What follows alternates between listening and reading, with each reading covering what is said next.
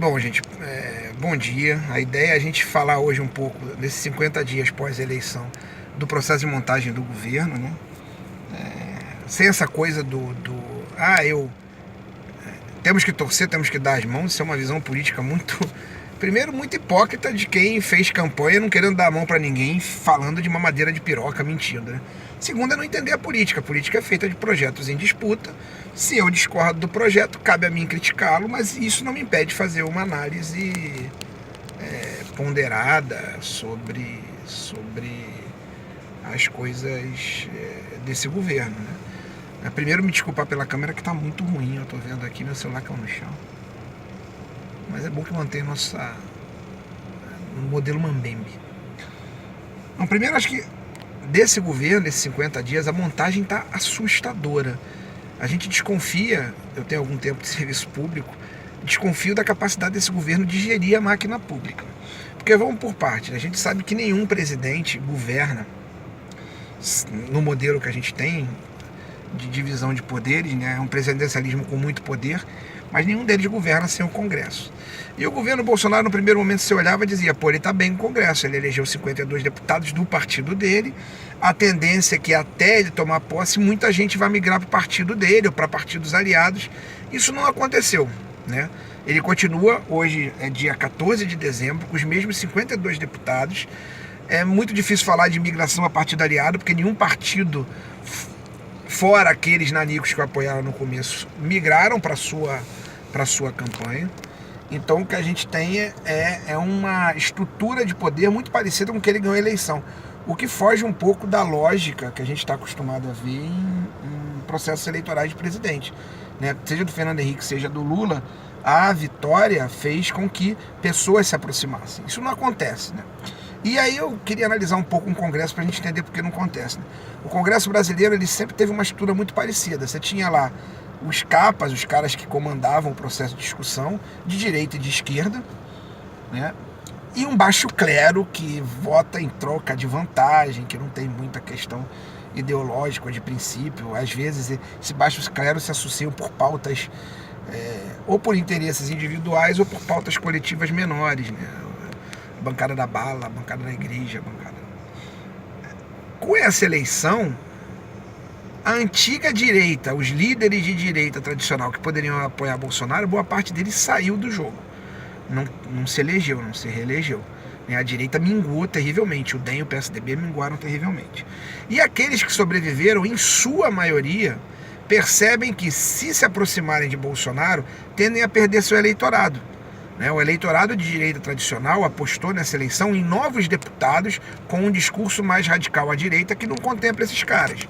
Então o que a maioria deles deve estar pensando? Se eu me aproximo de Bolsonaro, vai ser uma aliança eventual, mas eu não faço parte desse grupo. E a tendência é, nas próximas eleições, ele fazendo um bom governo, eu ser escanteado de vez. Então essa direita tradicional que diminuiu não está no Congresso, ela está se protegendo. É uma coisa muito interessante, reparem, no governo, por exemplo, do Dória em São Paulo, que já levou 4 ou 5 ministros dessa direita tradicional, Meirelles, Kassab, para ser o secretariado no governo de São Paulo. Então ele não tem isso. Quem ele tem? Ele tem o PSL, que é um partido desses novos deputados que ele elegeu, que não são nem aquele baixo clero tradicional, com opiniões focais, nem o alto clero, uma galera que não tem experiência nenhuma, não tem capacidade testada de gestão parlamentar. É uma galera com uma visão extremamente limitada, dogmática da política, os Holiday da vida, os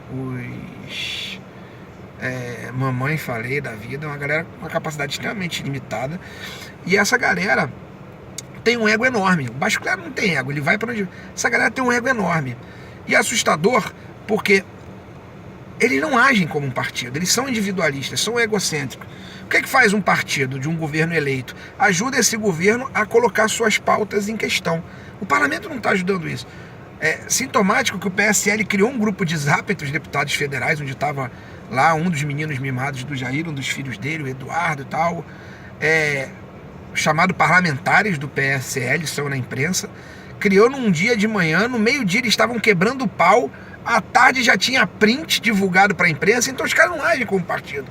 Então vai faltar ao Jair essa base parlamentar. Pelo menos vai demorar a se estruturar, o que é muito ruim. Ele chega para o governo com 52 deputados em tese fiéis, mas com esse ego a gente não sabe. Além disso, essa falta de articulação política está fazendo ele nomear um ministério que é extremamente problemático, né? Uma coisa muito mais midiática, ideológica, dogmática, de gente que não tem a menor noção de como gerir o Estado. Vamos pegar o caso mais exemplar, o Moro. Né, o Moro tem aí simpatia popular. Cara, o Moro é considerado por muita gente, inclusive por gente antipetista, que tem uma avaliação política menos apaixonada, como um sujeito parcial. Tá claro que ele foi parcial, o processo inteiro foi, na minha opinião, criminosamente parcial. E além de tudo, ele nunca teve em xeque, né? O Moro fez o que fez, mas ele era um cara que gostava da foto, mas ele não falava muito. E às vezes que ele falou, ele é um tanto quanto desastroso, ele é um cara limitado. Para gerir o Ministério da Justiça, que vai ter que lidar com os movimentos sociais, um cara que não é um primor de democracia, vai ser complicado. Você pega um ministro da Ciência e Tecnologia, que é outra jogada de marketing, né? Ele é ligado à ciência porque ele foi ao espaço. Ele se encontrou com cientistas fantasiados de macacão, de astronauta, né? Numa área tão sensível como ciência e tecnologia, sem verba, com vários cientistas se aposentando, com os institutos sem dinheiro, é complicado. Uma ministra de Direitos Humanos que não sabe nada, né? Com um discurso religioso assustador. Um ministro de Relações Exteriores, trágico, porque geralmente as relações exteriores, né, o Itamaraty, o Ministério das Relações Exteriores, ele tem uma lógica de funcionamento independente da tendência política de quem dele faz parte, dos embaixadores. A diplomacia brasileira é conhecida por sua ponderação, por sua capacidade de falar com os vários lados. Colocaram um cara sem nenhuma experiência, fugindo de uma hierarquia que tem uma lógica de funcionamento e uma tradição. Geralmente quem chega a embaixador ou é um político eminente, né, quem chega a chanceler, ou é uma pessoa de carreira do Itamaraty, que tenha uma vivência, um conhecimento, que tenha uma maturação nessa lógica. E o nosso embaixador, nosso futuro chanceler, não tem essa vivência, é um cara que nunca administrou uma embaixada e é um cara altamente ideológico, falando coisas perigosas nesse cargo, né, atacando parceiros comerciais. Para somar tudo, o grande homem, né, que foi apresentado como o grande avalista do governo Bolsonaro na área econômica, na área sempre, né, mais importante, onde estão os interesses do grande capital, de quem tem grana, o Paulo Guedes, que está se mostrando um cara incapaz de articular um plano de governo e extremamente, absurdamente, surpreendentemente, sem experiência de serviço público, sem experiência de gestão de máquina pública. É um liberal que está se apresentando como um doidivanas, né? Esse governo não tem uma proposta. Eu sou contra a reforma da Previdência nos moldes que eles querem apresentar, ferrando o trabalhador e não punindo quem é devedor. Mas esse governo não tem uma reforma da Previdência pronta. Esse governo falar idas e vindas do presidente.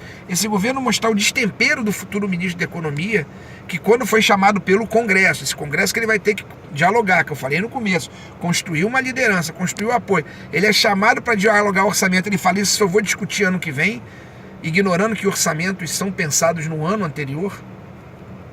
Então é um governo que vai ter muita dificuldade. É um ministério, em resumo, que não sabe gerir a máquina pública e uma base parlamentar em frangalhos.